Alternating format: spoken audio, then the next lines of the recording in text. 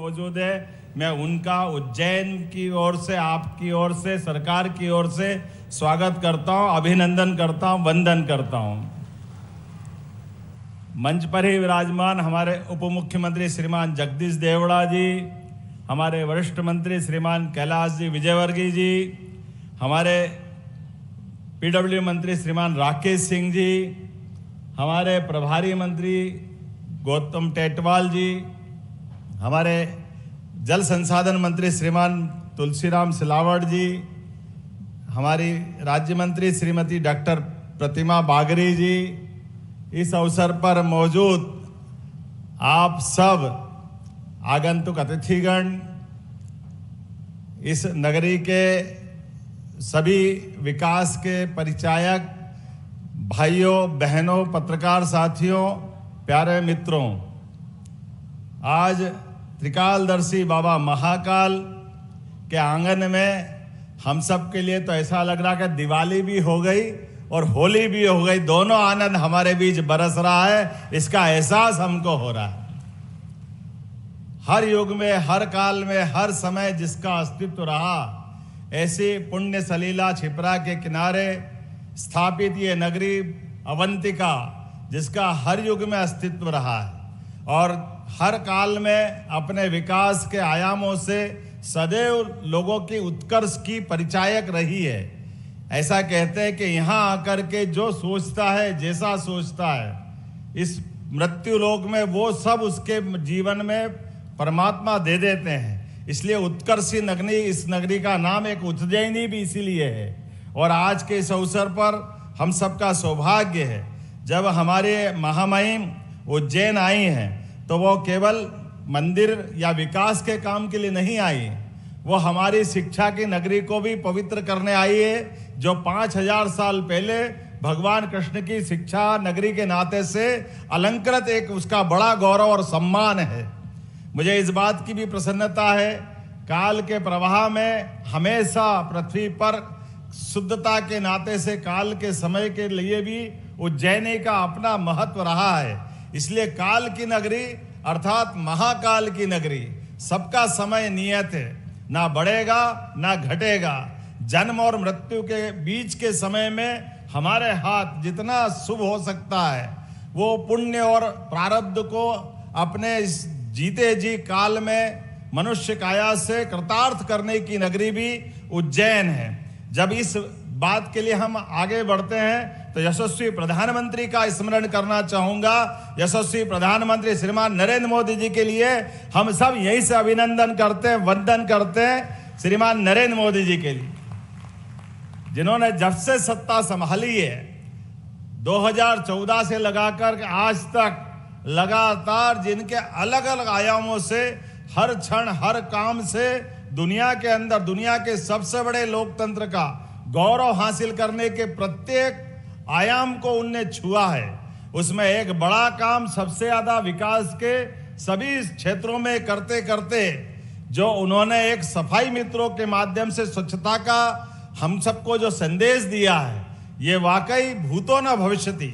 स्वच्छता के लिए जो माननीय मोदी जी का आग्रह है और दुनिया के अंदर अब दुनिया देख रही है भारत को, जिनने अपने उस अभियान के लिए और स्वच्छता मित्रों, सफाई कर्मियों, उनका तो वंदन करता हूं, अभिनंदन करता हूं। यशस्वी प्रधानमंत्री के जन्म दिवस से लगा करके 1 अक्टूबर तक ये जो लगातार पखवाड़ा मनने वाला है, ये माननीय प्रधानमंत्री जी की उस भावना को भी रेखांकित करता है और हमारे सफाई कर्मियों की बड़ी भूमिका को भी हमको एहसास कराता है।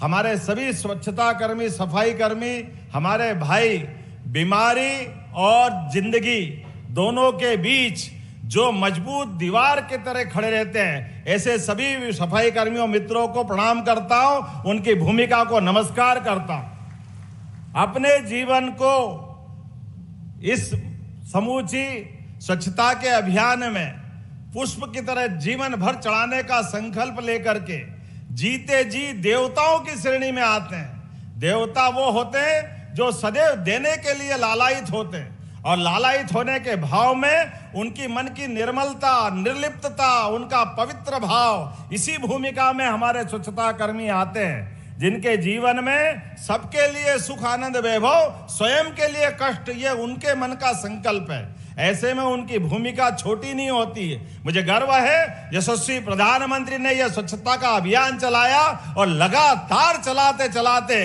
हमारी भारत के अंदर की उन लंबी परंपरा को स्थापित किया जो वैदिक सभ्यता के काल से मनसा का वाचा कर्मणा की तरफ एहसास कराती है।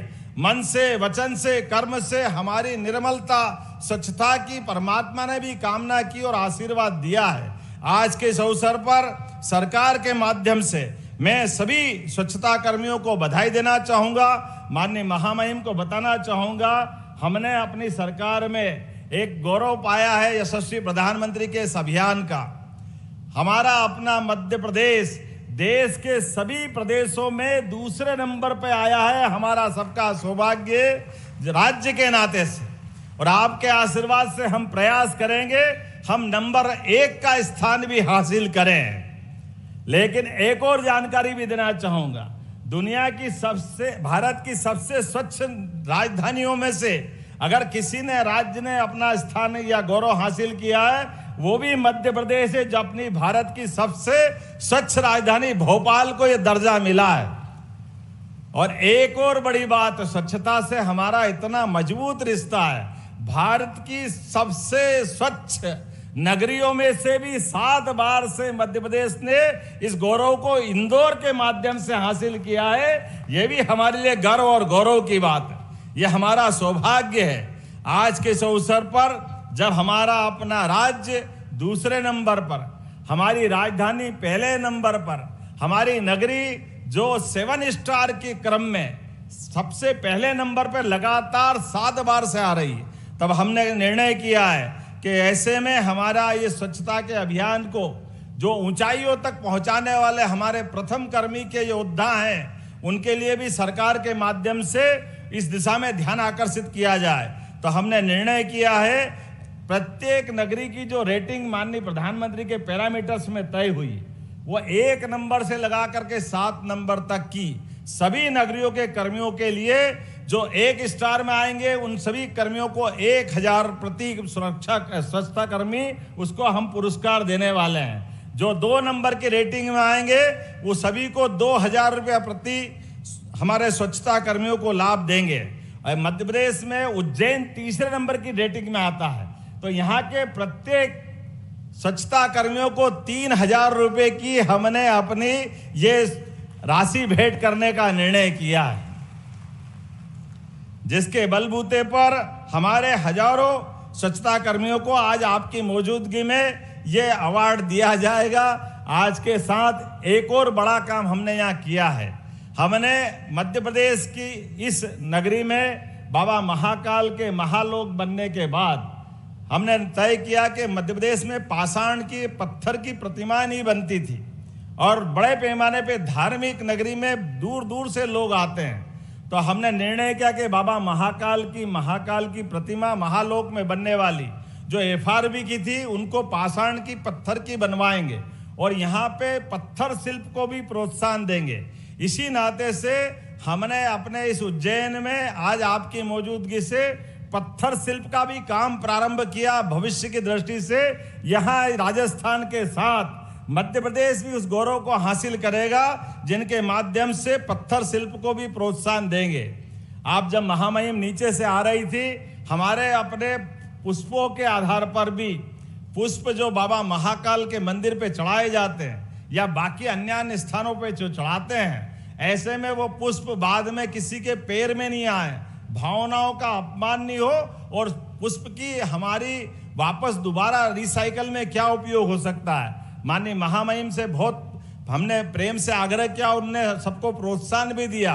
पुष्पों से अगरबत्ती बनाना, पुष्प से अलग अलग प्रकार की चीजें बनाना, ये भी उनने देखा है और हम बाकी के सारे मंदिरों पे ये क्रम जारी करने वाले हैं, जिसके माध्यम से पुष्पों का भी बेहतर उपयोग हो सके। ये काम करते करते एक और बड़ा काम आज आपकी मौजूदगी में हो रहा है। हमारे लिए मध्य प्रदेश में आर्थिक राजधानी के नाते से इंदौर का अपना महत्व है और ये नगरी इंदौर की महारानी अहिल्याबाई का 300वां जन्म उत्सव चल रहा है।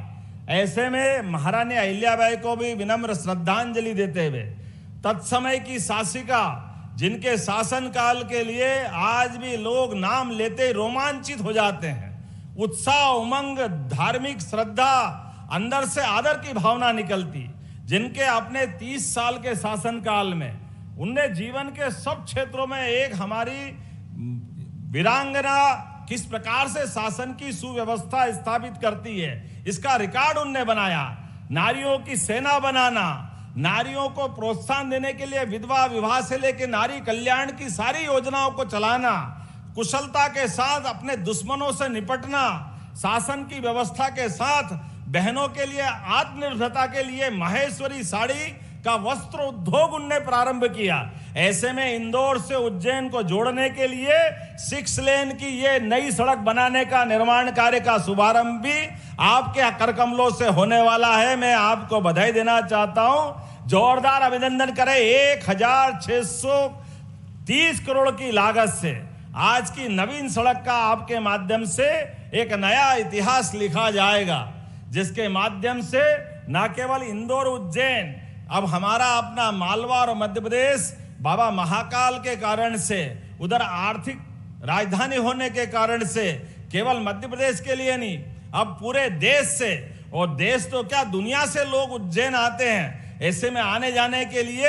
ये 6 लेन विकास का नया कीर्तिमान बनाएगी, ये मैं अपेक्षा करता हूं। और इस नाते से आपको धन्यवाद भी देता हूं, आपका अभिनंदन भी करता हूं, जिसके कारण से आपके आने मात्र से ये बड़ी सौगात उज्जैन और इंदौर के बंधुओं को मिलने वाली है।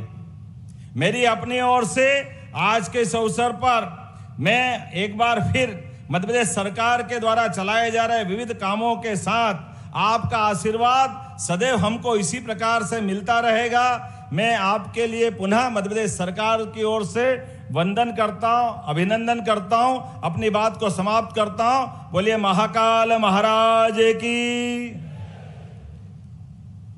तो बाबा महाकाल के जयकारे के साथ ही अपने संबोधन को समाप्त किया। सीएम डॉक्टर मोहन यादव को सुन रहे थे आप।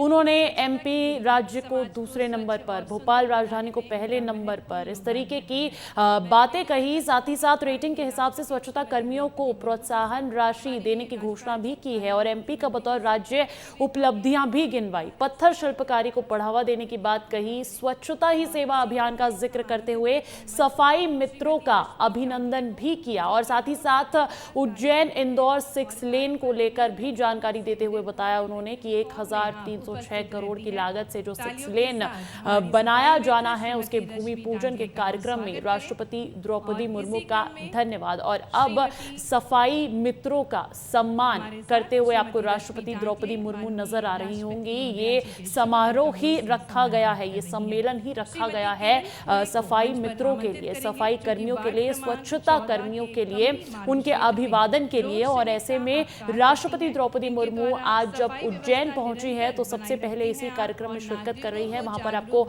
तमाम मंत्री भी नजर आ रहे होंगे। मुख्यमंत्री डॉक्टर मोहन यादव तो वहां है ही, साथ ही साथ डिप्टी सीएम जगदीश देवड़ा मौजूद है, मंत्री कैलाश विजयवर्गीय मौजूद है, मंत्री तुलसी सिलावट भी वहां मौजूद है और लगातार यहां पर सफाई कर्मियों का अभिवादन किया जा रहा है, सम्मान किया जा रहा है। तस्वीरों में आपको नजर आ रहा होगा राष्ट्रपति द्रौपदी मुर्मू यहां मौजूद है। इससे पहले शुक्रिया भी अदा किया मुख्यमंत्री डॉक्टर मोहन यादव ने राष्ट्रपति का। चौराहे से पाटीदार ब्रिज शहीद पार्क क्षेत्र में रोड स्वीपिंग का कार्य करती हैं। नियमित रूप से आप अपने कार्य क्षेत्र में उपस्थित रहती हैं, पूरी कर्तव्य निष्ठा के साथ आप कार्य करती हैं। इसी क्रम में हम आमंत्रित करते हैं श्री गोपाल खरे को।